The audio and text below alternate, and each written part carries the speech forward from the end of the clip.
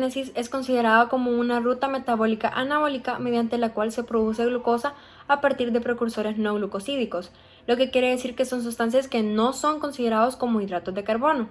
Los principales sustratos son los aminoácidos glucogénicos, el lactato, el piruvato, el glicerol y el propionato, que es uno de los más importantes, y cualquiera de los intermediarios del ciclo de Krebs.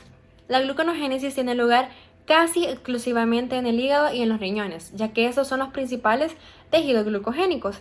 Los riñones pueden contribuir hasta un 40% de la síntesis de glucosa total en un estado de ayuno y hasta contribuir muchísimo más en estado de inanición. La falla de la gluconogénesis por lo general es mortal, como por ejemplo se puede mencionar la hipoglucemia, de la que se va a hablar un poco más adelante, que es la que causa disfunción cerebral que puede conducir a la coma o a la muerte. La glucólisis es la principal vía para el metabolismo de la glucosa y es considerada también la principal ruta para el metabolismo de los carbohidratos. Esto ocurre en el citosol de todas las células y es singular, por lo tanto puede funcionar tanto de manera aerobia como anaerobia, según la disponibilidad del oxígeno y la cadena de transporte de los electrones. La capacidad de la glucólisis para proporcionar ATP en ausencia de oxígeno tiene una especial importancia. ¿Por qué? Porque esto permite al músculo estriado tener un desempeño a cifras muy altas de gasto de trabajo cuando el aporte del oxígeno es insuficiente. Y esto es lo que permite a los tejidos sobrevivir a episodios de anoxia. La falla de la gluconogénesis puede ser mortal. La glucosa tiene una gran importancia en el mantenimiento de las concentraciones adecuadas para los intermediarios del ciclo del ácido cítrico, aun cuando los ácidos grasos son la principal fuente de acetilcoenzimo A en los tejidos. Además, la gluconogénesis elimina el lactato producido por los músculos y los eritrocitos y glicerol producido por el tejido adiposo. Al haber falla de la gluconogénesis se pueden presentar dos tipos de problemas o dos tipos de complicaciones. La gluconogénesis excesiva es un factor que va a contribuir a la hiperglucemia en los pacientes con diabetes tipo 2 debido a la regulación descendente en respuesta a la insulina. Por otro lado, si tenemos hiperglucemia, también tenemos hipoglucemia. La hipoglucemia significa que hay falta de glucosa o bajo nivel de glucosa, y esta puede causar disfunción cerebral, lo que puede conllevar a la persona a coma o a la muerte. Ahora vamos a hablar de los principales sustratos para la gluconogénesis. En primer lugar tenemos a la piruvato y fosfonolpiruvato. La piruvato carboxilasa mitocondrial va a catalizar la carboxilación de piruvato hacia oxalacetato, una reacción que necesita de ATP, es decir, que necesita energía, en la cual la vitamina biotina es la coenzima de esta reacción. Por otro lado, tenemos una segunda enzima que se conoce como fosfonolpiruvato carboxinasa. Esta cataliza la descarboxilación y fosforilación del oxalacetato hacia fosfenolpiruvato usando GTP o guanosin trifosfato como el donador de fosfato en esta reacción. Por otro lado, tenemos la fructosa 1,6-bifosfato y fructosa 6-fosfato. La fructosa 1,6-bisfosfatasa va a catalizar la conversión de fructosa 1,6-fosfato a fructosa 6-fosfato para la reversión de la glucólisis. La presencia de esta va a determinar si un tejido tiene la capacidad para sintetizar la glucosa o glucógeno, no solo a partir de piruvato, sino también a partir de triosafosfatos. Por otro lado, tenemos a la glucosa 6-fosfato y la glucosa como tal. La glucosa 6-fosfatasa va a catalizar la conversión de glucosa 6-fosfato hacia glucosa. Dicha enzima está presente en el hígado y riñones, pero esta falta en el músculo. En consecuencia, no puede exportar glucosa hacia el torrente sanguíneo, ya que no está presente en el músculo. Por último, tenemos a la glucosa 1-fosfato y el glucógeno como tal. La fosforilasa en esta ocasión va a ser la encargada de desintegrar el glucógeno para poder convertirlo en glucosa 1-fosfato. La síntesis de glucógeno va a comprender una vía diferente por medio de la uridina disfosfato glucosa y la glucógeno sintasa. Luego de haber sucedido todo esto, va a haber una transaminación o desaminación, lo cual significa que va a haber eliminación de un grupo amino en una molécula específica. Luego de esto, los aminoácidos glucogénicos van a dar como resultado piruvato o van a dar resultado intermediarios del ciclo del ácido cítrico.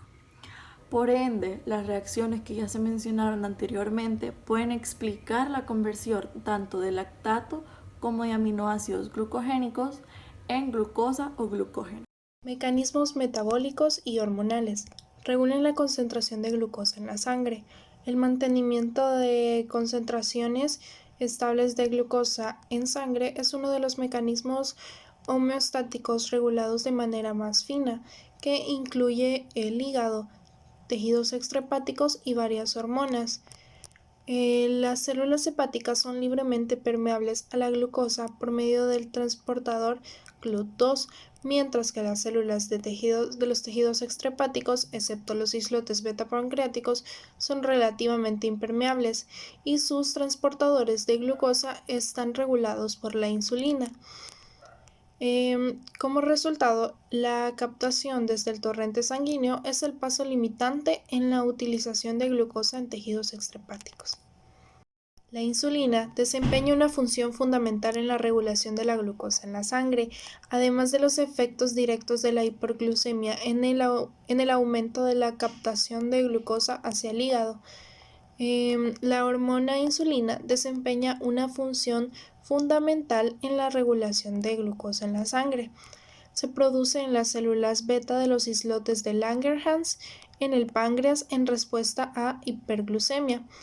La glucosinasa tiene importancia en la regulación de la glucosa en sangre después de una. La glucólisis y la gluconeogénesis comparten la misma vía pero en dirección opuesta y se regulan de modo recíproco. Los cambios de la disponibilidad de sustratos son la causa de la mayor parte de las modificaciones del metabolismo al actuar de manera directa o indirecta por medio de variaciones de la secreción hormonal. Tres mecanismos se encargan de regular la actividad de enzimas vinculadas con el metabolismo de carbohidratos. Número 1.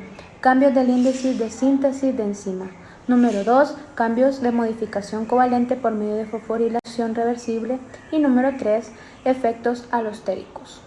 La modificación covalente por medio de fosforilación reversible es rápida. El glucagón y la epinefrina, hormonas de las cuales depende una disminución de la glucosa en la sangre, inhiben la glucólisis y estimulan la gluconeogénesis en el hígado al aumentar las concentraciones de adenosín monofosfato cíclico.